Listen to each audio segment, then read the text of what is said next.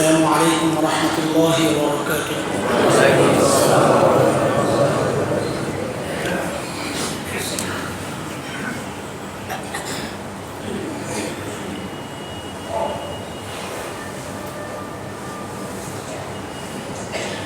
الحمد لله نحمده ونستعينه ونستغفره ونؤمن به ونتوكل عليه ونعوذ بالله من شرور أنفسنا ومن سيئات أعمالنا.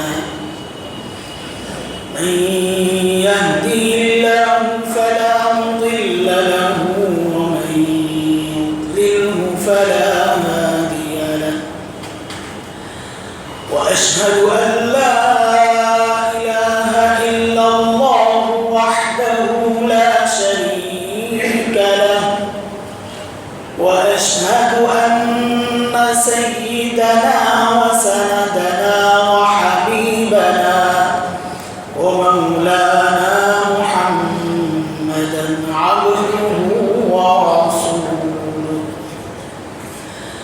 اللهم صل على محمد وعلى آل محمد كما صليت على إبراهيم وعلى آل إبراهيم إنك حميد مجيد.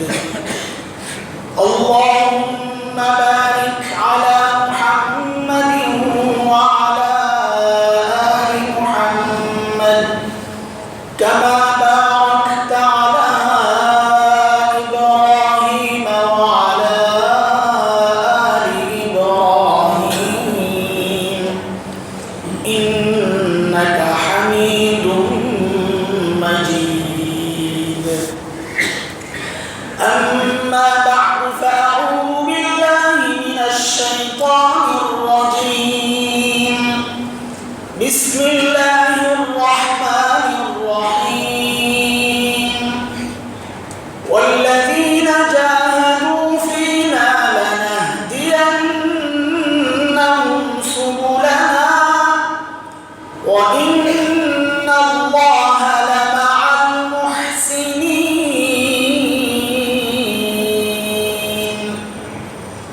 آمنت بالله صدق الله العلي العظيم. محترم حاضرين، আল্লাহ সুবহানাহু ওয়া তাআলার অশেষ মেহেরবানি, রব্বে করিম দুনিয়ার এমন কঠিন সময় আমাদেরকে তার গোলামির জন্য কবুল করে মসজিদে আসার তৌফিক দিয়েছেন। রব্বে করিমের শুকরিয়া, আলহামদুলিল্লাহ। محترم হাজিরিন, এটা আসলে কত সৌভাগ্যের কথা। এটা আমরা এক সময় অনুভব করব ইনশাআল্লাহ তাআলা। দুনিয়ার এমন কঠিন মুহূর্তে যখন ইসলাম মুসলমান এর বিরুদ্ধে সমস্ত রকমের সর্বোচ্চ চক্রান্ত চলছে, এই অবস্থায় মুসলমান আল্লাহর গোলামির জন্য মসজিদে আসা, সব কিছুর বিরোধিতা করে, এটা রব্বে করিমের অশেষ মেহেরবানি ছাড়া কোনো বান্দার পক্ষে এইরকম মুজাহাদা কোনো বান্দার পক্ষে সম্ভব না যদি আল্লাহর তৌফিক না থাকে। আলহামদুলিল্লাহ, আলহামদুলিল্লাহ।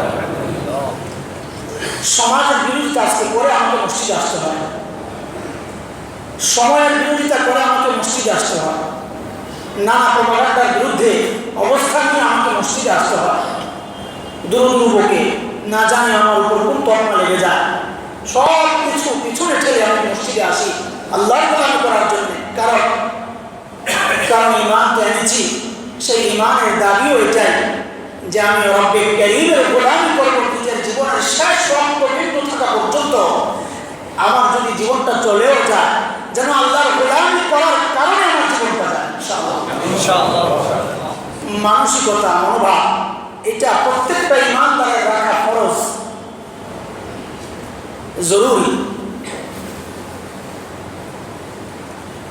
আজকে আমি যে আয়াত তিলাওয়াত করেছি প্রসঙ্গক্রমে, গত জুমায় এই প্রসঙ্গে আলোচনা হয়েছে, কাছাকাছি প্রসঙ্গ।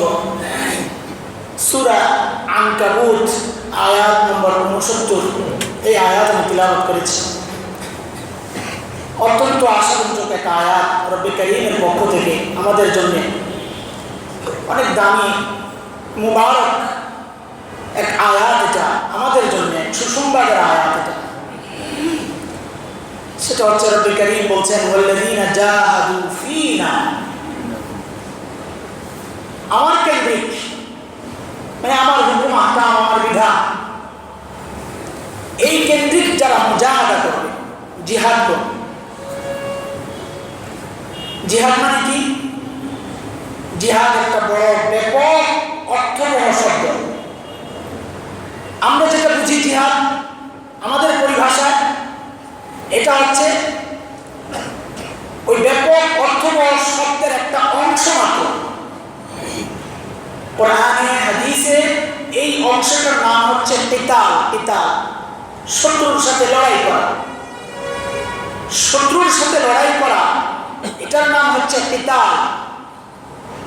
কোরআনে কারীম আসছে, কাতিলুল লাযীনা ইয়ালুনাকুম মিনাল কুফফার, কাফেরদের সাথে কিতাল করো, ওটার নাম হচ্ছে কিতাল। জিহাদ এটা শুধু এই লড়াই করার নাম জিহাদ না, জিহাদ এক ব্যাপক শব্দ, ব্যাপক অর্থবহ শব্দ।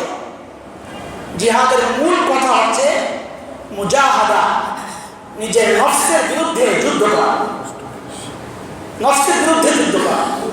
এখন ওই লড়াইয়ের ময়দানে সেখানেও নফসের বিরুদ্ধে যুদ্ধ করতে হয়, কারণ সবাই নিজেকে মহাব্বত করে, নিজের আপনজনকে মহাব্বত করে, দুনিয়ায় থাকাটাকে মহাব্বত করে।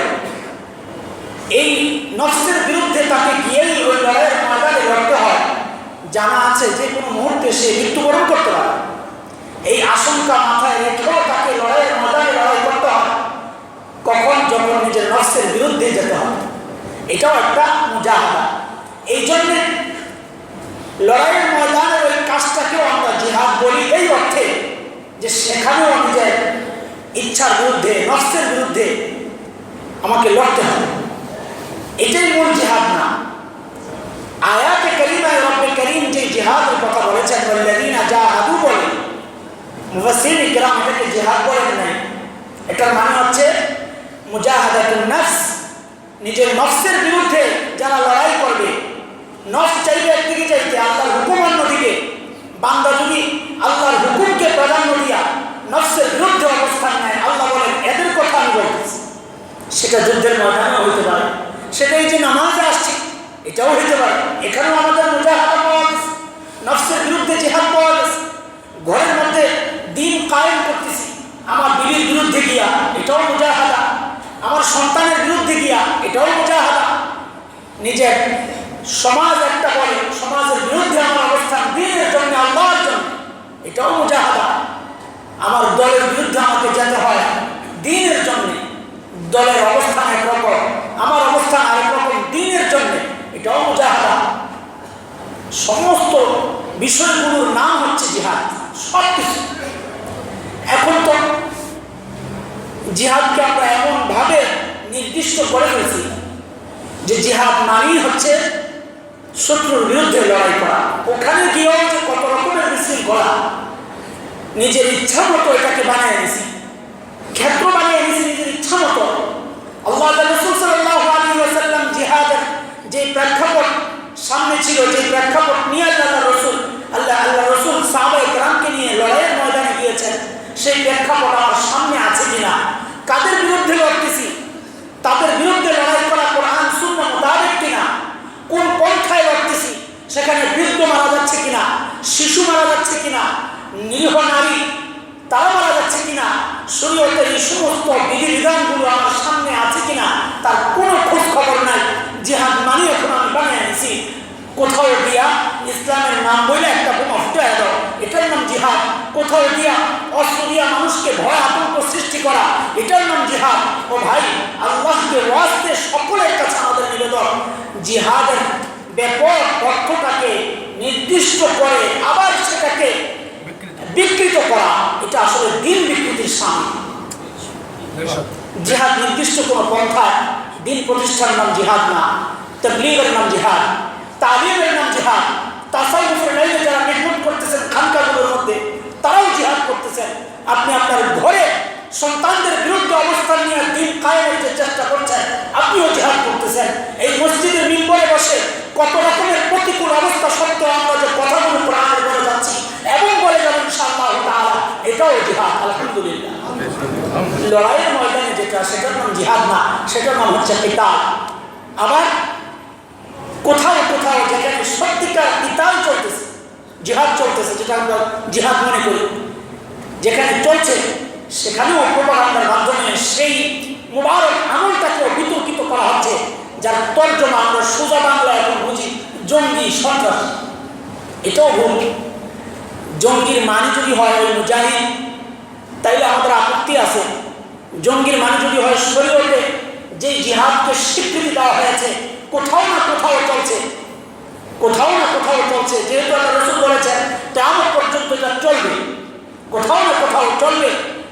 কারণ কেন ইসলামের পক্ষ থেকে এইরকম একটা বিধান চালু করা হলো যে রক্ত ঝরবে কোথাও না কোথাও? আল্লাহ তাআলা ব্যাখ্যা দিয়ে দিয়েছেন, ওয়ালাউলা দাফউল্লাহিন নাস বা'দাহুম বিবা'দিন লাফাসাদাতিল আরদু ওয়ালাকিন্নাল্লাহা যু ফাদলিন আলাল আলামিন। রব্বুল কারীম স্পষ্ট বলে দিয়েছেন, আমি এই যে তোমাদেরকে একজনকে আরেকজনের বিরুদ্ধে লড়তে বলছি, কেন বলছি না? বলে আল্লাহ তাআলা বলেন, ওয়ালাউলা দাফউল্লাহিন নাস বা'দাহুম বিবা'দ, আল্লাহ যদি তোমাদের মধ্যে কাউকে দিয়া কাউকে প্রতিহত না করতেন, লাফাসাদাতিল আরদু, গোটা জমিনে ফাসাদ ভরে যেত। কিন্তু আল্লাহ তাআলা ওয়ালাকিন্নাল্লাহা যু ফাদলিন আলাল আলামিন, আল্লাহ তাআলা জগৎবাসীর উপর আল্লাহ চান রহম করতে, দয়া করতে। এই জন্য আল্লাহ এই পৃথিবীকে চান না ফাসাদে ভরে যাক। এই জন্য যারা সন্ত্রাস করে তাদের বিরুদ্ধে দ্বীনের এক কাফেলাকে আমি বলেছি, ওই সন্ত্রাসীদের বিরুদ্ধে লড়ে তোমরা, এটার নাম হচ্ছে প্রকৃত জিহাদ, এটার নাম হচ্ছে ইসলামের জিহাদ, এটার নাম হচ্ছে ইসলামের লড়াই। এটা সন্ত্রাসের নাম জিহাদ না, সন্ত্রাস দমনের নাম জিহাদ। ইসলামের ইতিহাসের যতগুলো জিহাদ আছে তালাশ করে দেখেন, হয় সন্ত্রাসীদেরকে প্রতিরোধের জন্য লড়াই করা হয়েছে, অথবা সন্ত্রাসীদেরকে দমন করার জন্য লড়াই করা হয়েছে। সন্ত্রাস প্রতিষ্ঠার জন্য জিহাদ কোনোদিন হয় নাই, কোনোদিন হবেও না ইনশাআল্লাহ। সন্ত্রাসের নাম জিহাদ না, জিহাদ সন্ত্রাস না, জিহাদ ইবাদত। সন্ত্রাস তো ভিন্ন জিনিস। আজকে কুফফার শক্তি জিহাদকে ভয় পায়া তার নাম সন্ত্রাস বানায়া দিয়া আমাদের মধ্যে এই জিনিসটা ছড়াইয়া দিছে যে জিহাদ মানে সন্ত্রাস। লা হাওলা ওয়ালা কুওয়াতা ইল্লা বিল্লাহিল আলিয়্যিল আযীম। মুহতারাম হাজরিন, নানা রকমের বিশৃঙ্খল অবস্থার মধ্যে আমরা বিরাজ করতেছি। আমি যদি এখন জিহাদের প্রকৃত ময়দান, জিহাদের প্রকৃত হাকিকত সম্পর্কে বলি, তাইলে আবার যারা নব্য জিহাদি, যাদের সাথে দ্বীন ও শরীয়তের কোনো সম্পর্ক নাই, আলিমদের সাথে যাদের কোনো যোগাযোগ নাই, আপনারা দেখেছেন ইতিমধ্যে আলিমদের সাথে তাদের কোনো যোগাযোগ নাই, আন্তর্জাতিক চক্রের সাথে তাদের যোগাযোগ, ইন্টারনেটের মাধ্যমে তারা জিহাদ শিখেছে, আলিমদের কাছে এসে জিহাদ শিখে নাই, দ্বীন শিখে নাই। তারা যখন জিহাদের ময়দানে, আমরা যখন সেই জিহাদের সম্পর্কে বলবো, আমরা তাদের পক্ষ থেকে আক্রমণের শিকার হতে পারি। আবার ইহুদি নাসারাদের ব্যাখ্যায় যে জিহাদ, যাকে তারা জঙ্গিবাদ বলে, এর বিরুদ্ধে যদি আবার বলি, আবার আমরা নিজেরাই জঙ্গি হয়ে যাব। এক ভয়ঙ্কর অবস্থার মধ্যে বিরাজ করতেছি। কঠিন এক মুহূর্ত, না জিহাদের পক্ষে বলতে পারতেছি, না সন্ত্রাসের বিপক্ষে বলতে পারতেছি। এক কঠিন অবস্থা যাচ্ছে। সতর্ক থাকতে হবে আমাদেরকে। জিহাদ সম্পর্কে কোনো কটূক্তি করবো না, আবার জিহাদের নামে কোনো সন্ত্রাসের সাথে জড়িত তো হবই না, সাপোর্টও করবো না। খুব সতর্ক। আলেমদের সাথে যোগাযোগ রেখা সত্যিকার জিহাদের ব্যাখ্যা জেনে নিব। আবার জিহাদের নামে যারা সন্ত্রাস সৃষ্টি করে তাদের সম্পর্কেও সচেতন থাকবো ইনশাআল্লাহ তাআলা। সচেতন থাকা ইমানদারের জিম্মাদার, ইমানদারের দায়িত্ব। মুসলমান কোনোদিন অসচেতন হইতে পারে। মুসলমান হলে বিবেক সম্পন্ন, বিবেক না হইলে ইমান কবুল করবে। তার ইমান কবুল করাটাই তো প্রমাণ করে যে সে বিবেকবান। আল্লাহ বলেছেন, এটা আমার কথা না। মুহতারাম হাজরিন, আজকে আমার আলোচ্য বিষয় ছিল না, যেহেতু শব্দটা এসেছে জিহাদ, মুজাহাদা, এই জন্য একটু ব্যাখ্যায় ভিতরে অন্যদিকে গেলাম। জিহাদ মানে হচ্ছে মুজাহাদাতুন নফস, নফসের বিরুদ্ধে জিহাদ করা, নফসের বিরুদ্ধে জিহাদ করা। আমার নফস একরকম বলবে, আমি তার বিরুদ্ধে যাওয়া। ফজিলত কি আমি পরে আসতেছি, কিন্তু মুজাহাদা কি জিনিস এটা আরো একটু ক্লিয়ার হওয়া দরকার। নফস এক ভয়ঙ্কর জিনিস, ভিতরে ফিট করা আমার বাহিরের শত্রু শয়তান সম্পর্কে গত সপ্তাহে আলোচনা করেছি যতটুকু সম্ভব। ভিতরের যে শত্রু আছে এটা ভয়ঙ্কর, এটাকে দমনের জন্যে, এটাকে সাইজ করার জন্যে আল্লাহ তাআলা দীর্ঘ একটা মাস আমাকে সুযোগ দিয়েছেন এই ভিতরের নফসটাকে সুন্দর করার জন্য, পরিশুদ্ধ করার জন্য। আল্লাহ তাআলা রোজার উদ্দেশ্য বর্ণনা করেছেন এমনটাই। গত জুমায় বলেছি যে দুইটা জিনিস এখন আমার শত্রু প্রচন্ড রকমের হয়ে যাবে। এক হচ্ছে শয়তান, এতদিন বাধা ছিল, সে সুদে আসলে সব উঠায় দিতে চাইবে। আর এক হচ্ছে নফস, যার বিরুদ্ধে এতদিন আমি লড়াই করছি, এখন সে একটু সুযোগ পাইলে কি করতে পারে। মাওলানা রুমি রহমতুল্লাহ আলাইহি মসজিদে রুমির মধ্যে একটা চমৎকার উদাহরণ টেনেছেন, নফসের একটা চমৎকার উদাহরণ টেনেছেন। তিনি বলেছেন নফস আজদাহাস, নফস হচ্ছে ওই বিষাক্ত সাপের মতো। তিনি একটা কবিতা আবৃত্তি করে একটা ঘটনা বর্ণনা করেছেন যে এক কাঠুরে সে বনে গিয়ে কাঠ কাটে, এটা বিক্রি করে খায়, এটাই তার পেশা। তো এক কাঠুরে বনে গিয়ে ওই কাঠ কাটতে কাটতে সন্ধ্যা হয়ে গেছে। এখন ওই কাঠগুলো লাকড়িগুলো বেঁধে বাড়িতে নিয়ে আসবে। তো রশি খুঁজতে গিয়ে একটা রশি পেয়ে সে ওই অন্ধকারে ওইটা পেঁচিয়ে বাড়িতে নিয়ে আসছে রাতে। আসলে ওই যে রশি দিয়ে সে তার লাকড়িগুলো পেঁচিয়ে এনেছে, ওটা ছিল ঠান্ডার কারণে অবশ হয়ে যাওয়া, নিস্তেজ হয়ে যাওয়া একটা বিষাক্ত সাপ, অতিরিক্ত ঠান্ডার কারণে। যখন ওই লাকড়ির ভেতরে করে লাকড়িকে উপরে যখন তাকে বেঁধে ঘরে নিয়ে আসা হয়েছে, তখন ওই ঘরের ভেতরের একটু তাপ পেয়ে সে একটু তাজা হয়েছে। ওই নিস্তেজ সাপটা একটু তাপ পেয়ে যখন তাজা হয়েছে, এই খবর তো কাঠুরের নাই। কাঠুরে যখন সকালবেলা ওই রশি খুলতে গেছে, সাপটা ছোট হয়েছে। মাওলানা রুমি বলেন এই হচ্ছে নফসের সিফাত, এই হচ্ছে নফসের গুণ। নফস চিরতরে সে মরে যাবে না, তোমার হায়াত যতদিন আছে। হ্যাঁ, তাকে দমানোর কারণে, তার উপর মেডিসিন করার কারণে সে কখনো কখনো নিস্তেজ হয়ে যাবে। যেমন এখন থেরাপি দিয়া ক্যান্সারকে নিস্তেজ করা হয়, এই নফসের জন্য রোজাটা ছিল আমাদের ক্যান্সার থেরাপি। এটা একটা থেরাপি ছিল, এখন বন্ধ হয়ে গেছে।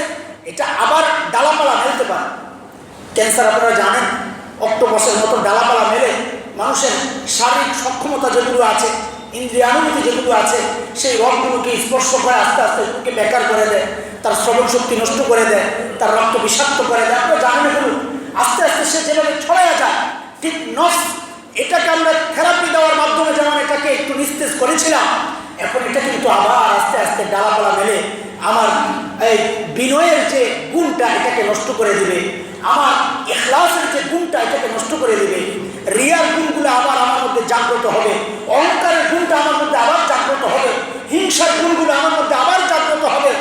মানুষকে ছোট মনে করা অথবা মানুষের দুর্নাম করার যে একটা মনোভাব, এটা আমার মধ্যে আবার আস্তে আস্তে জাগ্রত হবে। এগুলোকে সবসময় কমানোর জন্যে মাওলানা রুমি এর উদাহরণটা এনেছেন। এই বিষাক্ত সাপকে কখনো সুযোগ দেওয়া যাবে না, মনে করা যাবে না যেটা মরে গেছে, আমার রমজানের আমলের কারণে আমার ভেতরের শত্রু মরে গেছে, এই চিন্তা কখনোই করা যাবে না। কারণ এটা আস্তে আস্তে আবার তাজা হবে, আস্তে আস্তে আবার তাজা হবে। তাজা হয়ে কিন্তু তোমাকে আবারও ছড়ল না। সতর্ক থাকা সবসময়। এই তাজাটা কিভাবে হবে? তাজাটা হবে, এটার মধ্যে সেই যোগ্যতা আল্লাহ তাআলা দিয়ে দিয়েছেন। সূরা দুহার মধ্যে রব্বুল কারীম এটা বলেছেন, ওয়ানাফসিন ওয়ামা সাওয়াহা ফাআলহামাহা ফুজুরাহা ওয়া তাকওয়াহা ক্বাদ আফলাহা মান যাক্কাহা ওয়া ক্বাদ খাবা মান দাসসাহা। বান্দাকে পরীক্ষা করার জন্য রব্বুল কারীম বান্দার ভেতরে শক্তি দিয়ে দিয়েছেন নফসের মধ্যে। সে ইচ্ছা করলে বান্দাকে ডানে বামে নিতে পারে, ডানে বামে নিতে পারে। আল্লাহ তাআলা এই শক্তি দিয়ে দিয়েছেন নফসের মধ্যে। এখন এটাকে কন্ট্রোল করার শক্তিও আমাকে দিয়ে দিয়েছেন। আল্লাহ বলেছেন ফাআলহামাহা ফুজুরাহা ওয়া তাকওয়াহা ক্বাদ আফলাহা মান যাক্কাহা। আমি তোমাকে কন্ট্রোল পাওয়ার দিয়ে দিয়েছি, রিমোট তোমার কাছে, তুমি কোনটা টিপ দিবে এটা তোমার ইচ্ছা, আমি দিয়ে দিলাম আল্লাহ তোমাকে। তুমি যদি গুনার দিকে চলে যাও তাহলে সে ক্বাদ খাবা মান দাসসাহা, এটাকে যে নাপাক করবে সে ক্ষতিগ্রস্ত হবে। ক্বাদ আফলাহা মান যাক্কাহা, এটাকে যে পবিত্র করবে, আমি আল্লাহ ঘোষণা দিলাম কদ আফলাহা, সে কামিয়াব হয়ে যাবে। নফসকে কন্ট্রোল করলে কামিয়াব হয়ে যাবে। রব্বে কারীম বলতেছেন। আমি যে আয়াত তেলাওয়াত করেছি, এই আয়াতের মধ্যে আল্লাহ তাআলা আমাদের জন্য সুসংবাদ দিয়েছেন, ওয়াল্লাযীনা জাহাদু ফীনা লানাহদিয়ান্নাহুম সুবুলানা ওয়া ইন্নাল্লাহা লামাআল মুহসিনিন। যারা মুজাহাদা করবে, আবারও বলি, মুজাহাদা মানে জিহাদ করা। জিহাদ করা মানে লড়াই করা না, এটা মাথায় রাখেন। লড়াই করা এটা জিহাদের একটা অংশ মাত্র, এটাই চূড়ান্ত জিহাদ না। নামাজ পড়া এটাও জিহাদ, কারণ নামাজ সম্পর্কে আল্লাহ তাআলা বলেছেন ওয়া ইন্নাহা লাকাবীরাতুন ইল্লা আলাল খাশিঈন। নামাজ বড় কঠিন, লাকাবীরা অনেক বোঝা, ইল্লা আলাল খাশিঈন, হ্যাঁ যাদের অন্তরে এরকম পরিশুদ্ধ হয়ে গেছে, যাদের অন্তরের মধ্যে আল্লাহর ভয় আছে, আল্লাহর মহব্বত আছে, বিনয় আছে, তাদের জন্য নামাজটা হচ্ছে বড় মজার জিনিস। নামাজ মানে হচ্ছে তার মধ্যে অনুভূতি আসে, আমি তো আমার রবের সামনে দাঁড়ায় আছি। নামাজ মানে হচ্ছে তার অনুভূতি আছে, আমি আমার রবকে দেখতেছি, আমি আমার রবকে না দেখলেও আমার রব আমাকে দেখতেছেন। এই অনুভূতি যার মধ্যে আছে, তার জন্য নামাজ কঠিন কিছু না, তার জন্য নামাজ হচ্ছে প্রশান্তি। মুহতারাম হাজিরিন, আল্লাহ তাআলা বলে দিয়েছেন নামাজও একটা জিহাদ, কারণ নফসের বিরুদ্ধে যাইতে হয়। রোজাও একটা জিহাদ, রব্বে কারীম বলেছেন। এই জন্যই তো এত কঠিন জিহাদ এটা, এই জন্যই তো রব্বে কারীম নিজ হাতে বিনিময় দিলেন। যাকাত দেওয়া একটা জিহাদ, কারণ যাকাত দিতে নফসের মধ্যে মায়া লাগে, মানুষের অন্তরে মায়া আছে। আল্লাহ তাআলা বলেছেন এটা মানুষের অন্তরের মধ্যে আল মাল ওয়াল বানুনা যিনাতুল হায়াতিদ দুনিয়া বলেছেন, এটা সৌন্দর্য, মাল সম্পদ এটা মানুষের জীবনের একটা সৌন্দর্যের অংশ। তো রব্বে কারীম যেহেতু সৌন্দর্যের অংশ বানিয়েছেন, তার মহব্বত আমার দিলের মধ্যে থাকবে না? থাকবে। ওই মহব্বতকে যিনি দমায় আল্লাহর হুকুম মানতেছেন, যাকাত দিতেছেন, তিনিও নফসের বিরুদ্ধে লড়াই করে ওই যাকাতটা দিচ্ছেন। এই জন্যে যাকাত দেওয়া এটাও জিহাদ, নামাজ পড়া এটাও জিহাদ, আবার শত্রুর মোকাবেলা করা এটাও জিহাদ, কারণ নিজের জীবনের মায়াটা ত্যাগ করে সেই কাজটা করতেছে। যাই হোক, যারা এই জিহাদ করবে, রব্বে কারীম বলতেছেন, মানে নিজের নফসের বিরুদ্ধে যারা লড়াই করবে, নফস বলবে একটা, আমাকে করতে হবে আর একটা। মাওলানা মুফতি শফি রহমাতুল্লাহ আলাইহি বড় চমৎকার বলেছেন একটা কথা, যে আল্লাহ তাআলা নফসটাকে বানাইছেন এটাকে টুকরা টুকরা করার জন্য। এটার মধ্যে যত হামলা হবে, তার কলবটা তত নূরান্বিত হবে ইনশাআল্লাহ। নফসের মধ্যে যত হামলা হবে, আল্লাহর সাথে মহব্বতটা তত গাঢ় হবে। আল্লাহ তাআলা মনে হয় নফসটাকে এই জন্যই বানাইছেন যে তুমি আল্লাহর সাথে মহব্বত তৈরি করবে, তোমাকে আমি একটা জিনিস দিয়ে দিছি, ওটার মধ্যে আঘাত করো, আমার সাথে মহব্বত তৈরি হয়ে যাবে। সেটা হচ্ছে নফস। নফস আর নফসকে যদি ছেড়ে দেন, সে আস্তে আস্তে আস্তে আস্তে আপনাকে তার মতো করে আগায় দিতে থাকবে। এই জন্য বুজুর্গরা বলেন নফসের উদাহরণ হচ্ছে বাচ্চার মতো। আর নফস কা তিফল, নফস হচ্ছে শিশু, ওই যে দুধের শিশুর মতো। ইন তুমহিলহু হাব্বা আলা শাব্বা আলা হুব্বির রিদা, তাকে যদি আপনি সুযোগ দেন, তাহলে সে দুধ ছাড়তে চাইবে না। কোনো দুধের শিশু সে যদি 5 বছর 10 বছর হয়ে যায়, আপনি যদি মা যদি চেষ্টা না করে যে না আমি তাকে দুধ ছাড়াবো না, কোনো বাচ্চা দুধ ছাড়বে না। দুধ ছাড়ানোর পরেও আমরা দেখছি বাচ্চাকে সে বহুদিন পর্যন্ত মায়ের ওই কাছে দুধের আশেপাশে সে ঘুরঘুর করে একটু ধরতে চায়, তার ওই যে নেশাটা এটা দূর হয় না। কিন্তু ওই যে জানে এটার ভেতরে এখন খাইলে তিতা লাগবে, তাকে তিতা দিয়ে একটু তিক্ত কিছু দিয়ে তাকে ছুটাইতে হয়েছে, এখন সে জানে ওটা মুখে দিলে তিতা লাগবে, সে ওই ভয়ে মুখে দেয় না, না হয় তার ভেতরের মহব্বত কিন্তু দূর হয় না। হ্যাঁ, আস্তে আস্তে আস্তে আস্তে আস্তে আস্তে একটা পর্যায়ে গিয়া সে মায়ের দুধ থেকে একটু দূরে সরে আসছে। মুরব্বীরা বর্ণনা বলেন যে এই নফসের অবস্থা হচ্ছে ওই দুধের বাচ্চার মতো। ইন তুমহিলহু শাব্বা আলা হুব্বির রিদা, ওই দুধ খাওয়ার জন্য, দুধ খাওয়ার ভালোবাসা সে যুবক হয়ে যাবে, তারপর দুধের ভালোবাসা সে ছাড়তে পারবে না। ওয়া ইন তাফতিনহু ইয়ানফাতিন তুফতিনহু ইয়ানফাতিন, হ্যাঁ তুমি যদি দুধ ছাড়ায় নাও তাহলে ঠিকই তাকে দুধ ছাড়ানো যায়। এমন কেউ আছে দুনিয়ায় যাকে দুধ ছাড়ানো যায় না, নির্দিষ্ট টাইম না হোক কিছুদিন পরে হইল চেষ্টার কারণে দুধ ছাড়াইছে। তো নফসটাও এরকম এমন জিনিস না যে তাকে দমানো যাবে না, এমন জিনিস না। আল্লাহ বলে দিয়েছেন আমি সেই কুদরত তোমাকে দিয়েছি, ইচ্ছা করলে তুমি নফসকে দমাইতে পারবা। আমি সুযোগ দিয়েছি, আমি সেই সক্ষমতা তোমাকে দিয়েছি। লা ইউকাল্লিফুল্লাহু নাফসান ইল্লা উসআহা, এটাও মনে রাখতে হবে। আল্লাহ তাআলা বান্দার জন্য এমন কোনো বিধান নাযিল করেন নাই যে বিধানটা বান্দার জন্য মানা সম্ভব না। এমন কোনো বিধান আমার রব, যার নাম হচ্ছে করিম, আমার রব যার নাম হচ্ছে রহিম, আমার রব যার নাম হচ্ছে রহমান, এমন দয়ালু শফিক বান্দার জন্য, এমন দয়ালু রব কোনোদিন এমন কোনো বিধান বান্দার জন্য দিতে পারেন না যেটা বান্দার জন্য মানা অসম্ভব অথবা বড় কঠিন, এমন কিছু বিধান আল্লাহ দেন নাই। মুহতারাম হাজিরিন, এই জন্য আল্লাহ তাআলা বলেছেন তুমি ইচ্ছা করলে নফসকে দমাইতে পারবা, সেই ক্ষমতা আমি তোমাকে দিয়েছি।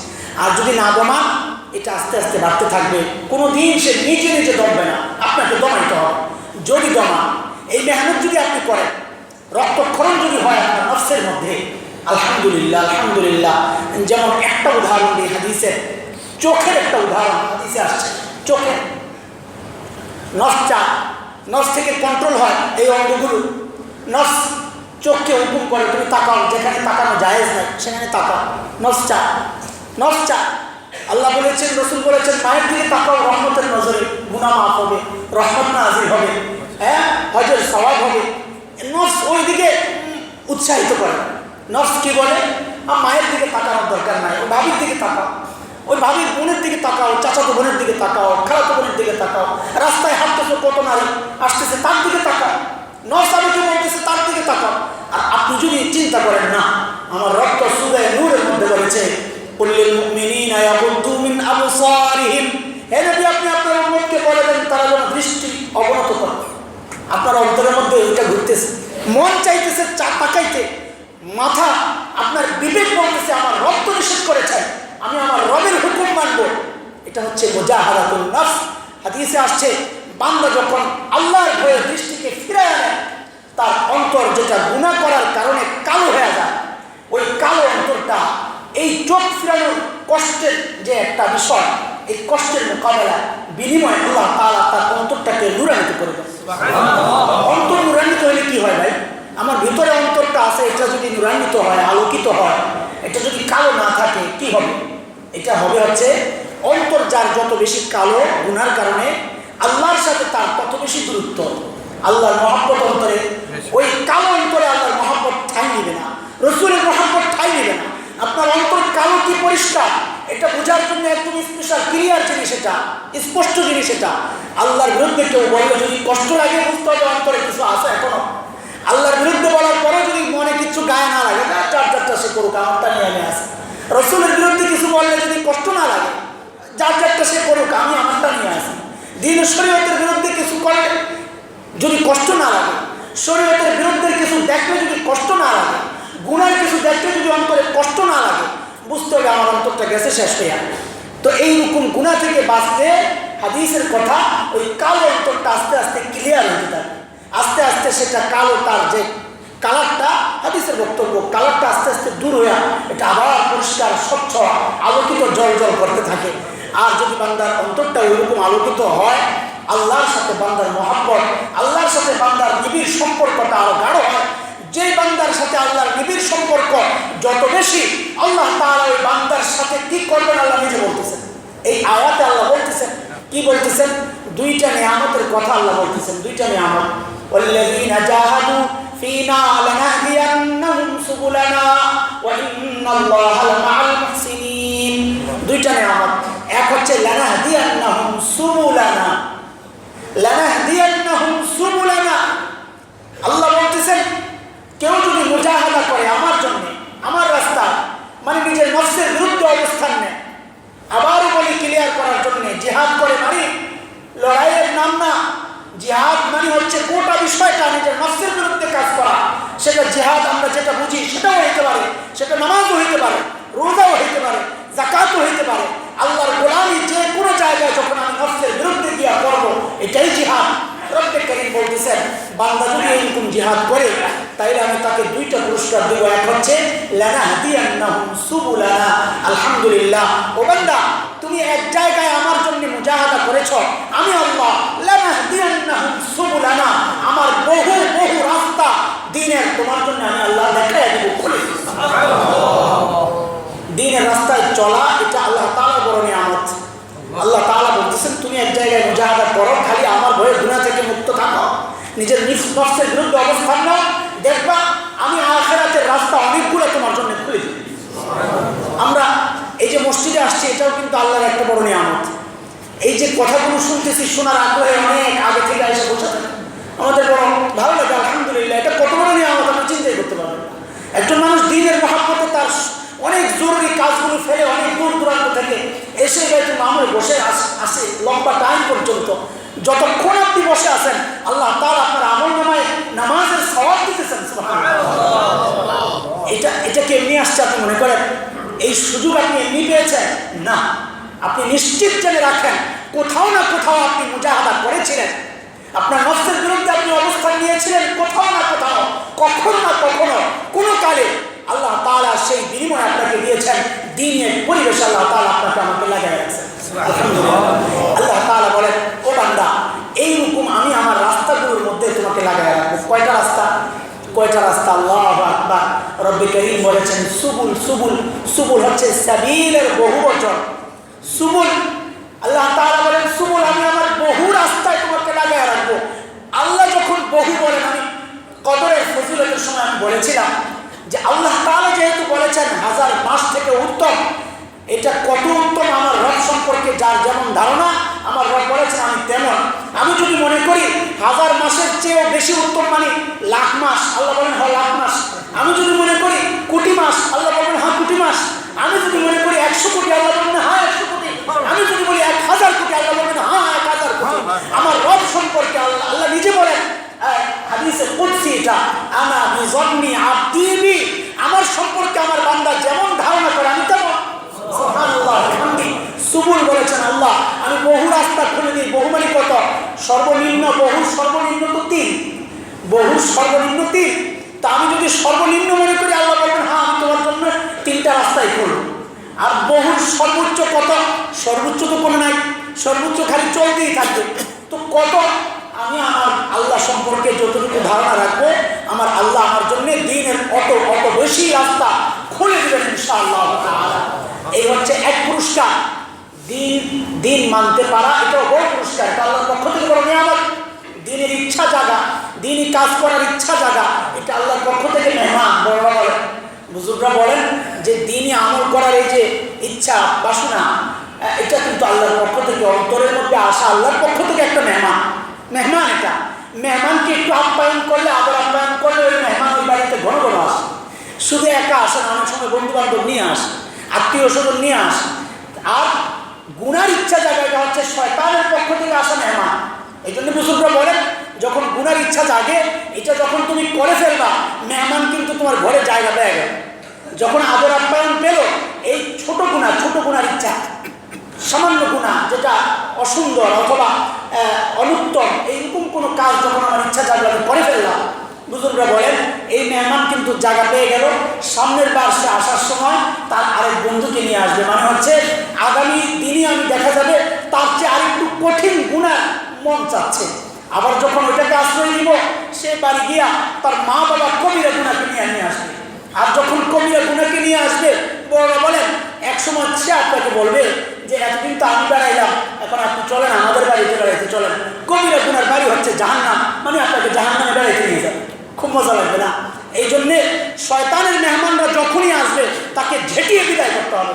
খবিস কোথাকার দুশ্মন, সর আমার এখান থেকে, তোর সাথে আমার কোনো সম্পর্ক নাই। আর রব্বে কারীমের মেহমানরা যখনই আসবে তাকে আলহামদুলিল্লাহ বইলা কবুল করে নিতে হবে ইনশাআল্লাহ তাআলা। আল্লাহর শুকরিয়া আদায় করতে হবে।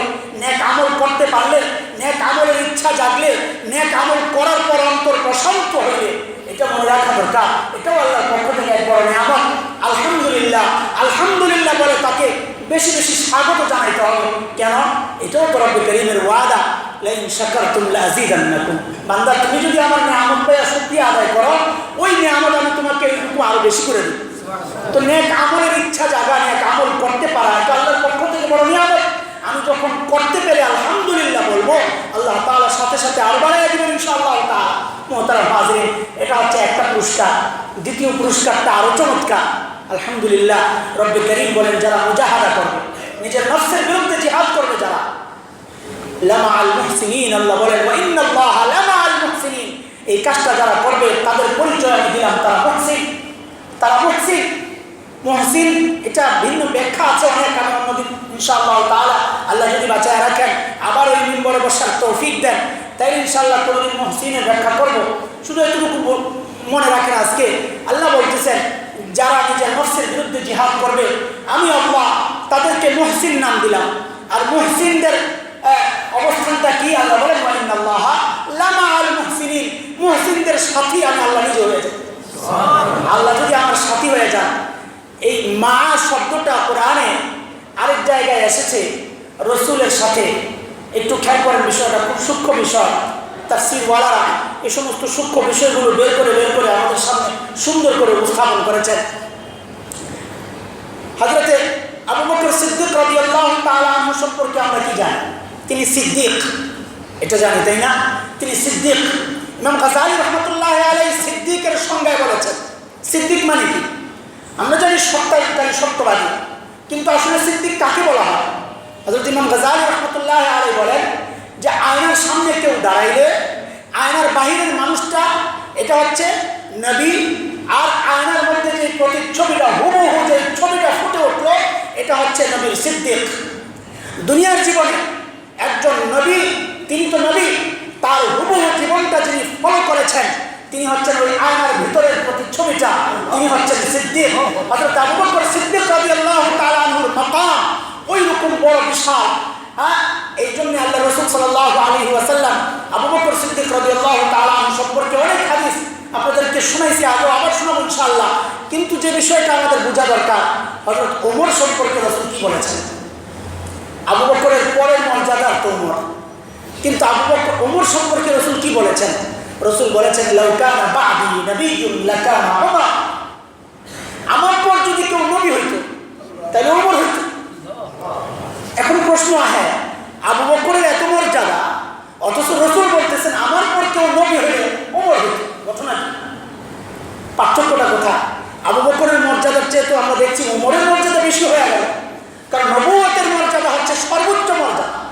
একজন মানুষের জন্য নবুয়তের মর্যাদা সর্বোচ্চ মর্যাদা। একজন মানুষ যখন নবুয়তের মর্যাদা পায় তখন তার মূল্য ফেরেশতা সরদারের চেয়েও বেশি হয়ে যায়। আল্লাহ তাআলার মাখলুকের মধ্যে সর্বোত্তম মাখলুক হচ্ছে, শ্রেষ্ঠ মাখলুক হচ্ছে নবীরা। তো হযরত ওমর সম্পর্কে রাসূল এই স্বীকৃতি দিলেন।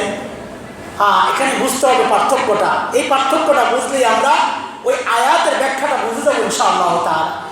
হযরত আবু বকর রাসূল করিম সাল্লাল্লাহু আলাইহি ওয়াসাল্লামের সাথে যখন গায়ে সূরের মধ্যে সূর গুহা হিজরতের সময় লুকায়া ছিলেন, আপনারা জানেন সেটা।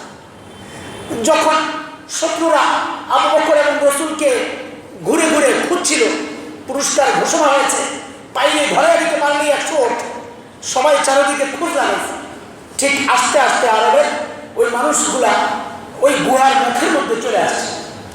রাসূল ঘুমাইতেছেন, হযরত আবু বকর সিদ্দিক রাদিয়াল্লাহু তাআলা কোলের মধ্যে। আবু বকর দেখতেছেন শত্রুর পা দেখা যাইতেছে, একটু ঝুঁকে তাকাইলেই দেখবে। কিন্তু আল্লাহ তাআলার রহমত, আল্লাহ যাকে হেফাজত করেন আল্লাহ এইভাবেই করেন। হযরত আবু বকর রাদিয়াল্লাহু তাআলার এই পেরেশানি দেখে হযরত রাসূল জিজ্ঞেস করলেন কি হয়েছে? হযরত আবু বকরের এই মনের এই ভয়টা রাসূল যখন শুনলেন তিনি কি বললেন? তাদের এই পারস্পরিক অবস্থাটা এবং তাদের পারস্পরিক কথাগুলো আল্লাহর কাছে এত পছন্দ হয়েছে, আল্লাহ তাআলা এগুলো সূরা তাওবার মধ্যে উল্লেখ করে দিয়েছেন। কি বলছেন রব্বে কারীম? ইযহুমা ফিল গার, ওই দুইজন যখন গুহার মধ্যে, ইয ক্বালা লিসাহিবিহি লা তাহজান, যখন একজন তার বন্ধুকে বলল, একজন মানে রাসূল, বন্ধু মানে আবু বকর, একজন যখন তার বন্ধু তার সাহেবকে বলল লা তাহজান, আপনি আতঙ্কিত হবেন না। কেন হবেন না? ইন্নাল্লাহা মা'ানা, আপনি ভয় পাবেন না, আল্লাহ আমাদের সাথে আছেন। লা তাহজান ইন্নাল্লাহা মা'ানা, আল্লাহ আমাদের সাথে আছেন। এই একটা শব্দ থেকে মুফাসসিরিন কিরাম বড় চমৎকার কথা বের করেছেন যে রাসূলের সাথে আবু বকরের সম্পর্ক হচ্ছে মাইয়াত, সাথে সাথে একসাথে। রাসূলের সাথে ওমরের সম্পর্ক হলো আমার পরে যদি নবী আসতো ওমর আসতো, ওমরের সম্পর্ক হচ্ছে পরের সম্পর্ক, আবু বকরের সম্পর্ক হচ্ছে পাশাপাশি মাইয়াতের সম্পর্ক, একসাথের সম্পর্ক। আবু বকর এবং ওমরের মর্যাদা এইভাবে পার্থক্য হয়ে গেল। এই মাটা বুঝলেন? এই মাই আল্লাহ তাআলা বলতেছেন ওয়াল্লাযীনা জাহাদু ফীনা লানাহদিয়ান্নাহুম সুবুলানা ওয়া ইন্নাল্লাহা লামাআল মুহসিনিন। যেই মার কারণে আবু বকর ওমরের চেয়ে মর্যাদাবান হয়ে গেছেন, সেই মাটা আল্লাহ তাআলা আমার আর আপনার ক্ষেত্রে ব্যবহার করতেছেন। ওরে বান্দা, আমার জন্য যদি তুই গুনাহ ছাড়তে পারো, আমি আল্লাহ ওয়াদা করতেছি আমি সারাক্ষণ তোর সঙ্গী হয়ে যাবো। আল্লাহু আকবার, আল্লাহু আকবার। আল্লাহ তাআলা আমাদেরকে কবুল করেন, আমিন। সারাক্ষণ যেন এই ভিতরের শত্রুকে দমানোর সবসময় যেন ফিকির থাকে, এই চেষ্টা থাকে যেন দমায়া রাখতে পারি ইনশাআল্লাহ তাআলা। তাইলে বাইরের শত্রু শয়তান সে মিলে ঝিলে আমাকে জাহান্নামমুখী করতে পারবে না ইনশাআল্লাহ তাআলা। আল্লাহ তাআলা সে তৌফিক এনায়েত করেন, আমিন। সুবহানাল্লাহি ওয়া বিহামদিহি।